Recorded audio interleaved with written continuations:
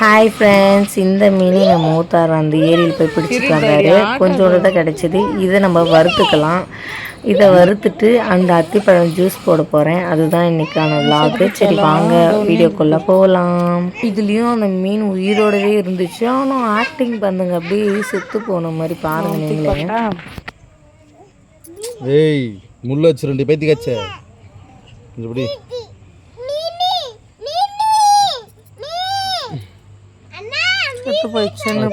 தூக்கிடும்பா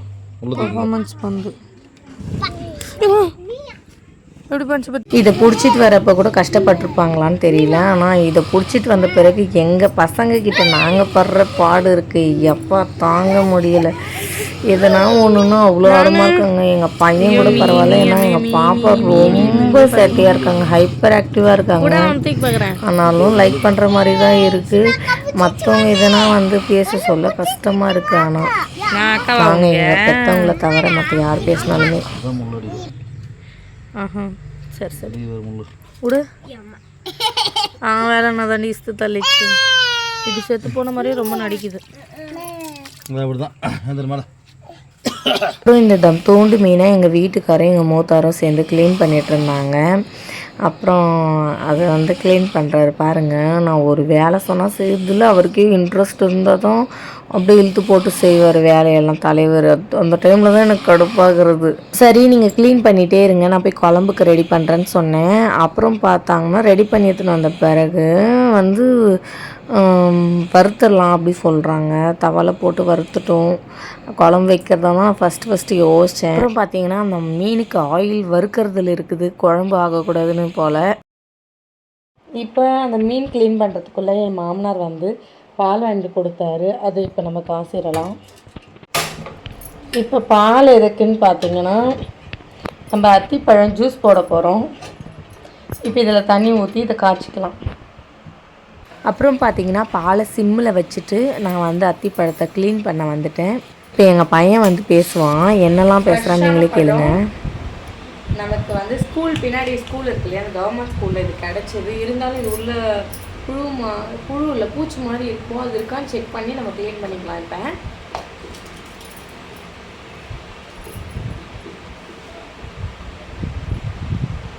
பாருங்கள், உள்ளே இந்த மாதிரி தான் இருக்கும். தெரியாதவங்களுக்காக காமிக்கிறேன். இப்போ இது நல்லா தான் இருக்குது. இருந்தாலும் சும்மா ஒரு நம்மளோட இதுக்காக தண்ணியில் சும்மா ஒரு அலசி அந்த வேரோடு தான் போடுவோம்.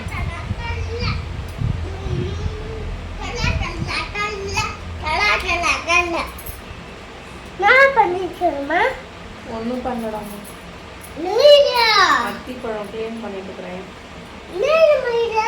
அத்திப்பழம் அன்னைக்கு கூட ஒரு நாள் ஜூஸ் போட்டு குடிச்சுமே, க்ளீன் பண்ணுறப்ப பார்க்கல. இப்போ பார்க்குறேன்.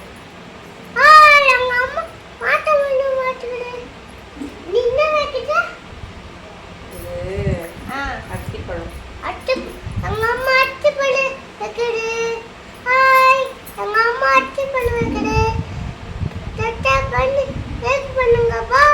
கேக்குதுங்களா?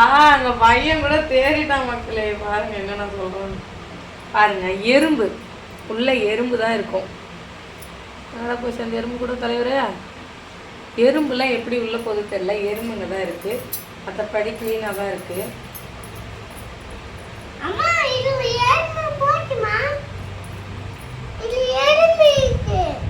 நம்மளுக்கு கிராமன்றதுனால நிறைய ஈஸியாகவே கிடைக்கிறது. போடாமா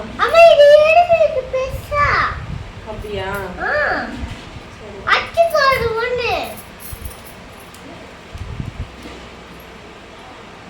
அது நல்லா தான் இருக்கும். ஒரு சிலது உள்ள எறும்போ இல்லை பூச்சி இருக்கிற மாதிரி தோணும். ஸோ அதுக்காக க்ளீன் பண்ணிக்கிறோம். ஓ இது பூச்சி இருக்குதா?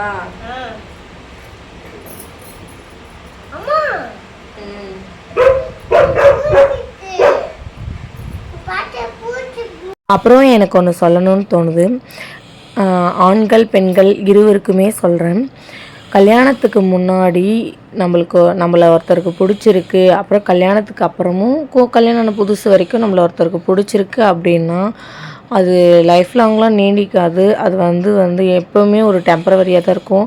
ஆனால் நம்ம லைஃப் பார்ட்னர் நம்ம லைஃப்பில் கிடைக்கிறாங்க பார்த்தீங்களா, அவங்க நம்ம கூட எப்படி இருக்காங்கன்றத பொறுத்து தான் நம்ம லைஃபோட சேஞ்சிங்கே இருக்கும். அது நல்லதாக இருந்தாலும் சரி, கெட்டதாக இருந்தாலும் சரி, நம்ம லைஃப் பார்ட்னர் இருக்கிறத பொறுத்து தான் நம்ம லைஃபு.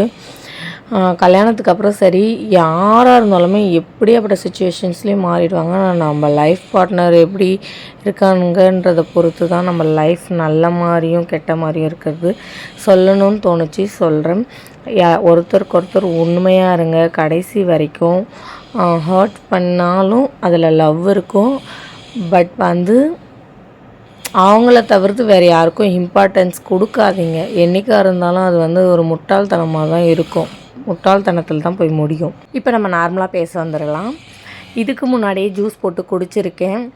அப்போ 4-5 பழம் தான் எடுத்துகிட்டு வந்து கொடுத்தானுங்க. அப்போ ஸ்கூல் போகிறப்ப அங்கே கிடைக்கும் இல்லையா, அப்போ எடுத்துகிட்டு வந்து கொடுத்தாங்க. இது லீவ் டைமில் பறிச்சுன்னு வந்து கொடுத்தது.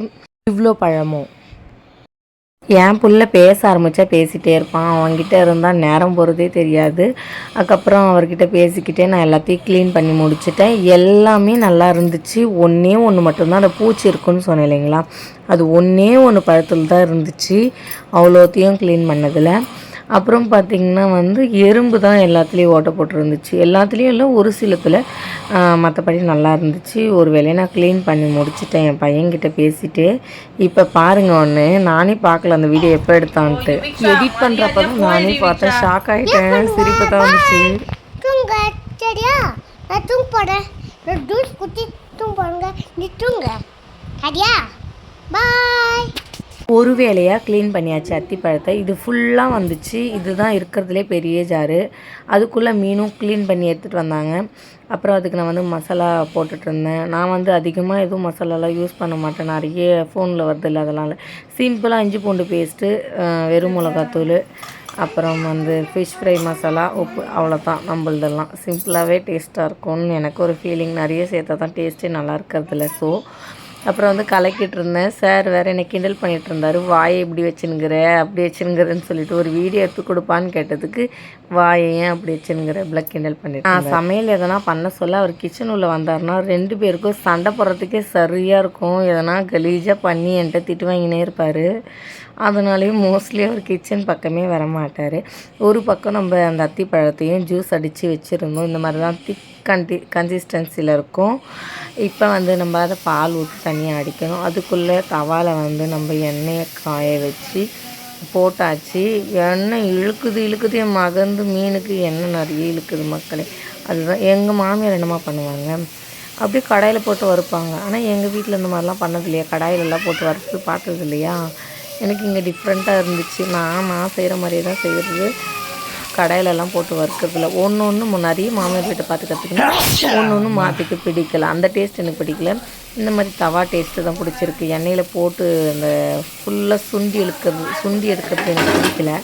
ஸோ அதுக்கப்புறம் பார்த்திங்கன்னா இது ஐஸ்கிரீம் மாதிரி டப்பாவில் போட்டு வச்சுருந்தோம். அது பால் ஊற்றாம அடிச்சது செம்ம டேஸ்ட்டாக இருக்கும். நான் ஒரு வாட்டி ட்ரை பண்ணால் அதே பிடிச்சிருச்சு. இந்த பக்கம் பால் ஊற்றி ஷேக்கிங் மாதிரி அடித்த ஜூஸு செம்ம டேஸ்ட்டாக இருந்துச்சு.